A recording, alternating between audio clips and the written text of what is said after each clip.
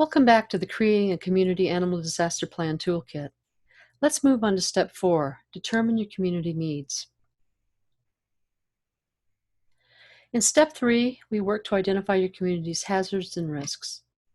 Once you understand your community's hazards and risks, you can then begin the examination of what facilities, people, equipment, resources, supplies, training, and skills you'll need to deal with these hazards and risks, and to identify if you have gaps that you may need to close.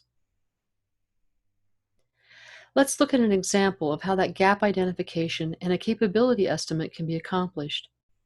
In our example, let's look at a scenario that is very much like the reality that Joplin, Missouri experienced in the aftermath of its 2011 tornado disaster. In this example, 7,000 homes are destroyed. Let's assume that only 25% of those households have pets. If so, we have a total of 1,750 plus pets that are potentially affected. Let's further assume that 300 of these pets will find shelter with friends or family, and that the local Humane Society can shelter 150. That leaves us with a total of 1,300 pets that we need to shelter. This, by the way, is just about the exact number of pets that had to be cared for in an emergency animal shelter for 5 weeks in the aftermath of the Joplin tornado. Let's also assume that the Humane Society staff have little or no training in animal disaster sheltering, and that the county does not have a community animal response team. What is our gap? Assuming we have a location large enough to safely shelter 1,300 pets, we have a gap in trained personnel, equipment, and supplies. Knowing your gap can help you prepare a plan to fill that gap. In this case, the community might ask for assistance from other parts of the state in terms of trained volunteers, equipment, and resources. Or they might make requests for out-of-state trained animal disaster responders who can come in with trained volunteers, supplies, and resources. So far, we've been addressing the boots-on-the-ground aspect of determining needs, gaps, and capabilities. But our theoretical Joplin-like community will also need a dedicated coordination effort to successfully manage the hundreds of volunteers and their sleeping and eating accommodations, the mountains of animal supplies and food that will be necessary, and the overall coordination with law enforcement, the Red Cross, and all other agencies that are involved in this disaster response.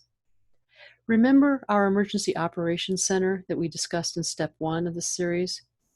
It's largely the role of the EOC Animal Coordinator working with the boots-on-the-ground managers to assure that all of the efforts for animals in this disaster response runs as smoothly as possible. In your analysis of community needs, ask yourself, who will be the person or persons who will provide this coordination expertise in the EOC? This is an important part of your planning and emergency response effort. If you don't already have 1 to 3 people identified in this position, you have a gap. Fill that gap by actively recruiting for individuals with animal expertise, community expertise, good organizational skills, and an ability to work under pressure. Such designated individuals are a critical part of your community capability. In this series, we've also discussed the need for a trained animal response team to assure that your animal disaster plan can actually be realized during a disaster event. In many communities, these teams are formalized as county or community animal response teams, or CARTs. CARTs are local interagency organizations designed and trained to respond to the community's needs during disaster. CART programs should be geared to training their members to provide a safe and efficient response to animal emergencies. What is critical is that a CART team isn't developed independently of the emergency operations plan. They must be a part of that plan and organized under the auspices of local emergency management or the authorized jurisdictional authority, utilizing the principles of the Incident Command System, or ICS. A CART is made up of volunteers who are members of the community who wish to assist in assuring that their communities are actively prepared to evacuate, shelter, and care for animals during large-scale emergencies or disasters. When CARTs are not involved in a disaster response, they should be your primary resource for community preparedness. They should be assisting the community in developing additional trained and skilled animal first responders. They should be assisting with community preparedness outreach and they should be providing input into the animal response plan. However, when a disaster does occur, they are the first line resource for community animal disaster response, supporting both human and animal evacuation and animal disaster sheltering. And after the disaster has passed, the CART is your resource for community recovery, providing pet reunification to families and continuing support for families impacted by the disaster. During times of large-scale emergencies or disasters, CARTs provide those first responders needed to deal with animal-related needs. And they provide these services as an augment to damage assessment, human evacuation, sheltering, and search and rescue activities under the direction of local authorities. For instance, during Colorado's 2013 Black Forest Fire, over 1,200 pets were provided with emergency sheltering by the El Paso Community Springs Community Animal Response Team. This team had come together after the previous year's Waldo Canyon fire to create a community team that trained and exercised, obtained equipment and supplies, and partnered with their local emergency management and governments to be recognized responders under the Emergency Operations Plan. This effort provided advanced planning and community capabilities for the more than 1,200 animals in the community who required sheltering, as well as additional resources in the aftermath of the fire. If you have the potential of a disaster that displaces people and their animals from their homes for any length of time, you will need a CART. What is your community going to need in terms of animal disaster response, supplies, and support? The facility you select for your animal shelter needs at least some minimal features. It needs running water, electricity, airflow, and heat or air conditioning, depending on the temperature, as well as enough room to separate animals by species, sex, and temperament. Train animal shelter volunteers who know how to operate a shelter, manage traumatized animals and owners, properly exercise, feed, and care for the animals are critical. Veterinary care is also essential. When you congregate large animals together, you raise the probability of disease spread. Veterinary teams will help you contain and maintain good health in your shelter. Appropriate food for the age and species of all sheltered animals is also important and will differ from event to event. Evacuation support and transport is also a critical consideration. Not all citizens will be capable or prepared to evacuate their own pet. Some won't be home when the evacuation order comes and will request support for going back into the evacuation zone to retrieve their pet. And it takes a highly trained individual, probably your animal control officers, to assist with all the aspects of evacuation support. The same goes for animal search and rescue. Who will your plan designate as a qualified individual or team to rescue animals from disaster situations? Do you have everything you need?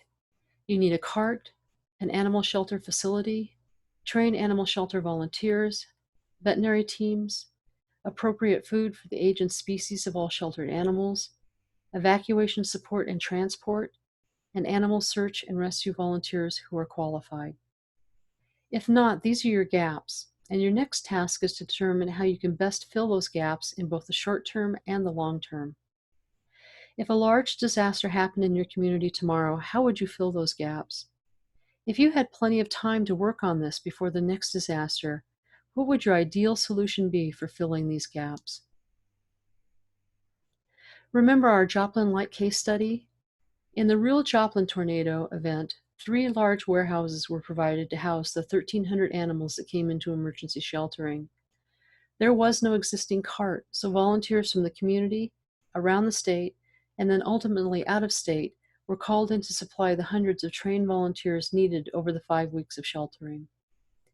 Veterinary volunteers with shelter medicine expertise were also brought in to manage the animals' medical care and to manage disease control.